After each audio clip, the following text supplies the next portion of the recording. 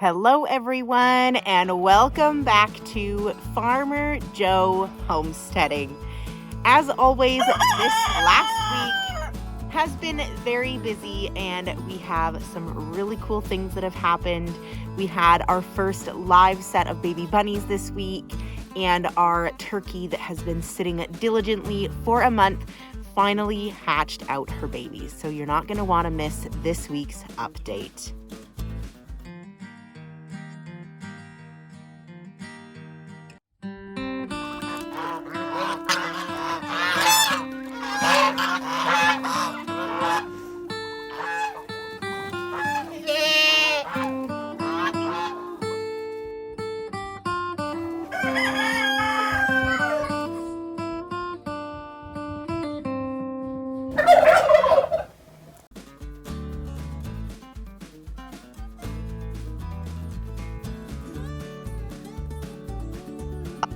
So the sun has been shining, which is great for the melting, but it leaves a bit of a mess.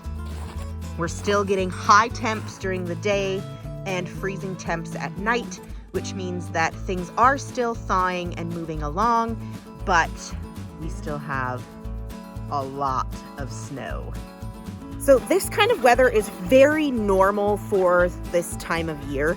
It's normal for us to have freezing temperatures throughout April and into May. That's why we don't usually start our gardens or put much into our gardens until the end of May, beginning of June. So this weather isn't super unusual. What is unusual, however, is that we got the majority of our snow right at the very end of this winter season. So we didn't have hardly any snow, and everything was getting down to dirt like it looks now in January.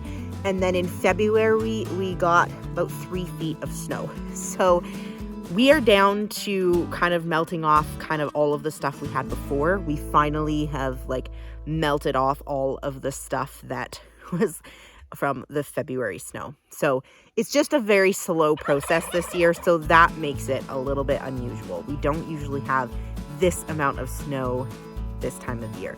However, it does happen. It seems like every 5 years or so you get a winter like this. This just happens to be one of them. So it has now officially been winter snowy weather since the first week of November.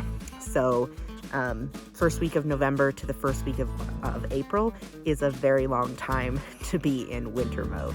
So because we've had so much snow and still so much stuff melting, this just yesterday and today has been the first time that the chickens are actually leaving the coop area and have actually been going down the driveway, scratching and finding things to eat. So that's been nice. So the leg bars are in our free range pen and they have been free ranging like crazy. So while we're still talking chickens, we had a couple things happen with the chickens.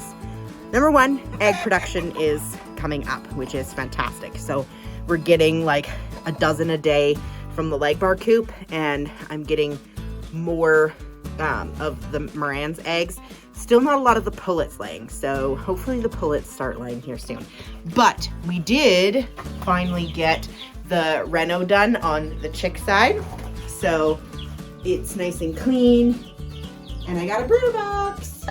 So I did finally get this in here cleaned up, ready to go, and I've got quite a few chicks in here.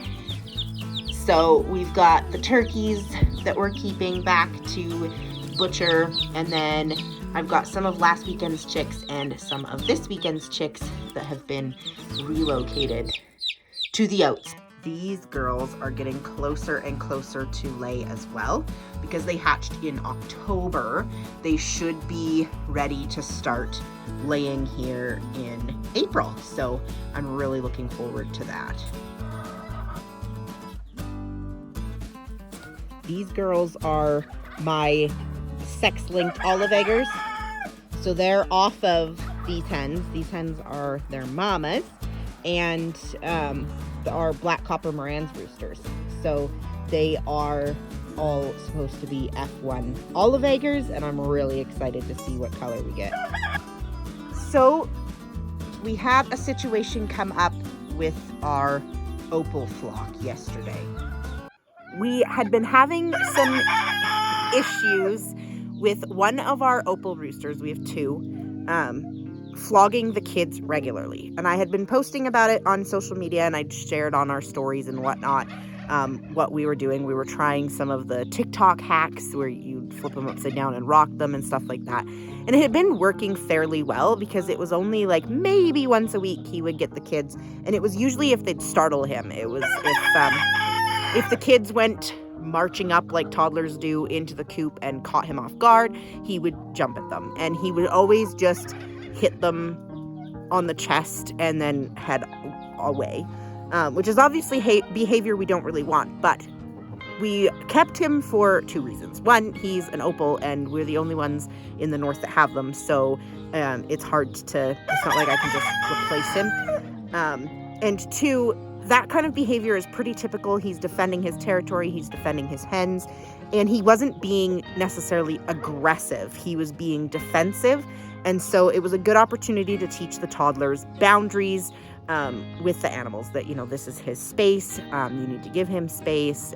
This is where he lives, which is great to carry on with our other animals too, right? Like we have a billy now and we're planning on getting another billy goat. So if we have billy goats, it's good for the kids to learn. If they can't respect the chickens' boundaries, then it's hard to teach them to respect the other livestock boundaries that we have as well. So it was a good teaching tool for the kids in a situation where I knew that they weren't going to get severely injured because he wasn't being aggressive, that he was like really hooking at them or really hurting them.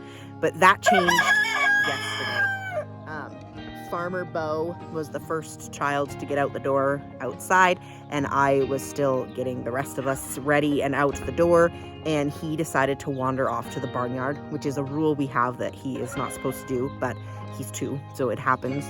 And our opal leg bar rooster happened to corner him and flogged him, and was quite aggressive and wouldn't stop and became relentless. And so he was called yesterday. It's not worth having that behavior in our flock. We have another opal rooster and a lot of great hens. So it's not that, it just means that we'll be short a rooster. Our fertility might be a little bit down for this year, but that is worth it. My kids are worth more than everything that we have here on the farm, and it wasn't worth keeping a rooster like that around. So when that defensive behavior became aggressive behavior, that's when we said enough is enough. And that rooster is no longer with us. And the only reason I'm sharing that is because I think it's important, and all you guys are watching us and seeing how we run our farm. And I think that that's important to share, because that kind of behavior just isn't worth it. We have a lot of roosters on our farm. I actually don't know how many we have. I think we have between 12 and 15, maybe a few more roosters here on our farm. And a couple of them do flog occasionally. Same thing if they're really surprised or startled. First year roosters tend to be this way because their testosterone is at its peak. This is their first spring with their own ladies, and so they do tend to be more hormonal. So I tend to be a little bit more lenient on that first year, and just, use that as an opportunity to teach everyone the boundaries and whatnot. So anyway, we are down a rooster for our opals, but we only have 6 hens anyways, so it will be just fine, and we will keep over some roosters and pick a new one for the next year. All right, on to rabbit news, which is happy news. So our little Livy right there, all stretched out, she had 10 baby bunnies. I cannot believe it. She has been an absolute trooper. So she had 10 of them on, I think it was Tuesday. And we're actually pretty sure that she had them in 2 separate batches, because when I had checked them Tuesday morning, there was only about 5 or 6 in the box. And then on Tuesday night, there was 10. So I think that she probably had them separate, which can happen. Rabbits have 2 uteruses, so it's very possible for her to have the babies out of one and then the babies out of the other later. So I'm thinking that's maybe what happened, because she definitely didn't have that many babies in her nest for all of Tuesday. It was just in the evening that I was like, oh, there's more of them. And then on Wednesday morning when I did an official head count, there was 10. So yeah, so that's really neat. We got some neat colors. It looks like there's going to be a lot of steels, which was the plan because she is a blue steel, and our buck Peter that we breed to her, he's a gold tipped steel. So we knew we'd get a lot of really pretty babies out of them, which was the plan. And we have one white, and there looks like there's probably a couple black that I'm thinking are probably going to be that dark steel like Peter. And then some light gray ones and some other gray ones. So there's quite a few different colors. I'm really excited to see how these guys hair out. And what a great batch of first bunnies.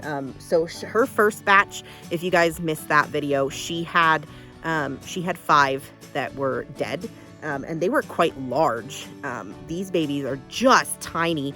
And there is 10 of them. So really nice size litter. So she's definitely going to be a really good doe to stick around for breeding for our New Zealand. So we are really proud of her. We are really excited that we finally have bunnies. We have rebred Amber for, I don't know what number we're on now, but we did rebreed Amber. So we are still hoping that we'll have babies out of Amber here soon. So we're going to keep trying with her. This last time when I rebred her, she really lifted and was a lot more interested in the buck than she'd ever been before. So I'm really hoping that means that she's actually ovulating and into it. So the only other doe that we're having a lot of troubles with is Twilight. Twilight is also not really wanting to she's not really wanting to lift. She will eventually if he tries hard enough. So we're gonna keep trying her because I noticed that with Livy, she lifted on the 2 pregnancies she had. She lifted right away for him and was very receptive and caught and had bunnies both times. And the other 2 girls just aren't as receptive. So I'm hoping that maybe if I just wait until the girls are really ready, that will be when they finally catch and we have bunnies out of them. If not, then we're going to have to start looking at other options. I was worried that Peter maybe had a low fertility, but getting 10 rabbits off of Livy, he's obviously got a pretty good sperm count to have 10 rabbits in that litter. So I don't know if it's necessarily Peter. I think it's just these other girls just not really being receptive and not into it. But obviously this spring weather is going to help that situation a lot. So that's what's happening with the rabbits. Really exciting, really excited. And so by next week they should have some hair. So I'll be able to show you guys some hairy ones instead of these little bald little nuggets we got right now.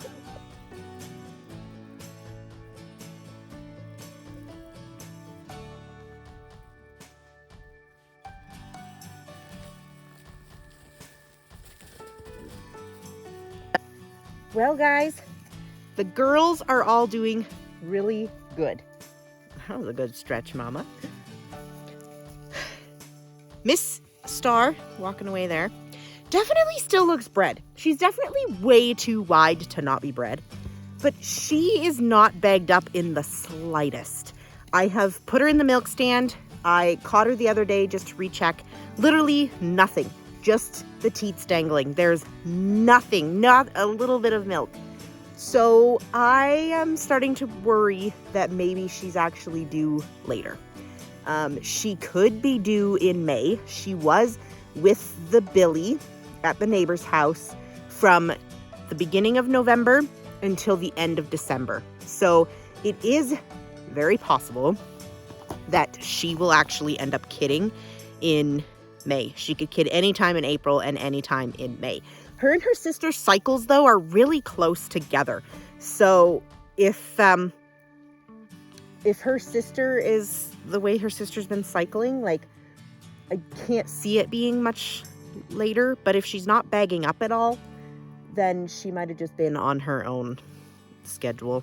So she's definitely pregnant. She's definitely not cycling.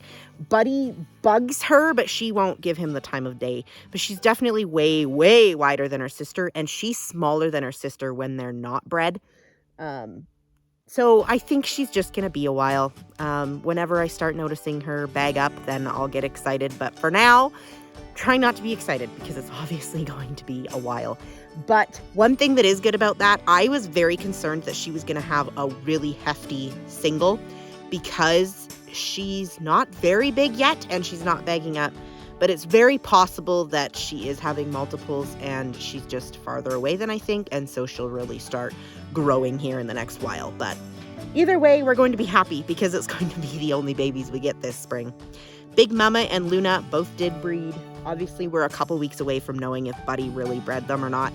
He has been getting stinkier and stinkier by the day. So he's growing up. So I'm hopeful that it'll be okay.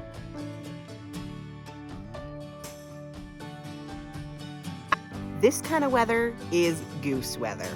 There is puddles literally all over the farm. So they have many spots that they like to stop in at throughout the barnyard to have a little dip.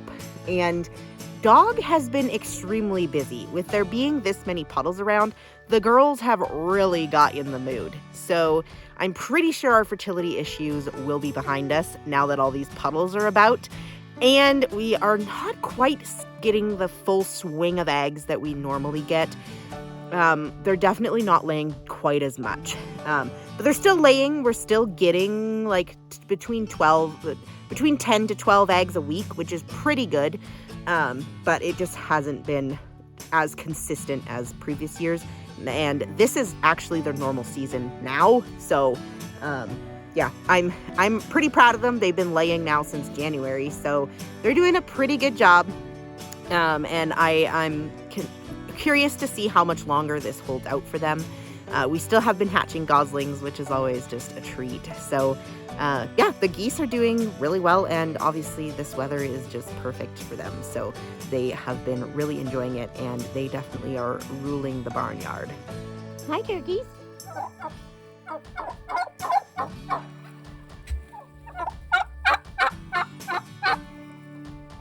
Hey, girls.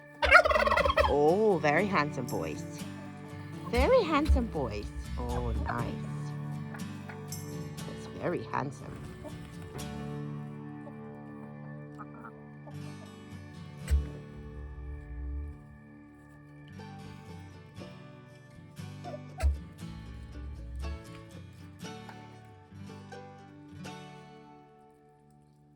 I obviously could watch my turkey boys all day long because they're just stunning. So I did finally manage to rearrange the turkeys. So I have the boys switched around. So I have our one Ridley Tom that has the best wings, the best barring and full coverage. He's right there. So I moved him back into here. And then I kept one other Tom in here, and he definitely still has some black, but he only has black wing feathers on one side, and the other side has perfect barring. So he was the only one that was at least clear on one side. The other two boys have a lot of black in both sides of their feathers. So it's an improvement, and we'll see. We did have our little mama here. Where is she? There. Hatch out babies. She has a good handful of them now. And from what I've seen, the majority of them are bronze. So that was really encouraging. So anyway, we'll hopefully see an improvement in our Ridley frog. She's having a deep jacuzzi style bath. She's almost flush with the ground, the hole she's dug. So I have two still broody because the one I ended up putting in this pen, the cuckoo pen, she was relentless and was just laying on an empty nest. So I gave in and I gave her 7 eggs. So she has now been diligently sitting on those 7 eggs. So she will have babies in like 3 weeks, sometime in there. I'm really bad at writing it down. I just check the eggs, and when there's babies, then they hatch. Well, guys, I think that is everything. We have had a really, really good week. So I'm really looking forward to spring, obviously. I mean, spring is technically here. It's just Canadian spring. So when real spring sets in and there's no snow, it'll be even more encouraging. But for now, things are doing really well. Laying has increased. We got our first set of live bunnies. We got turkey mamas hatching babies, and the geese are still laying. So hopefully that goats get with the program here, and then we will be all set. So that is it for this week. Thank you guys so much for watching and sticking around and supporting our farm. It means a lot to us. We'll see you guys next week with another fun farm update.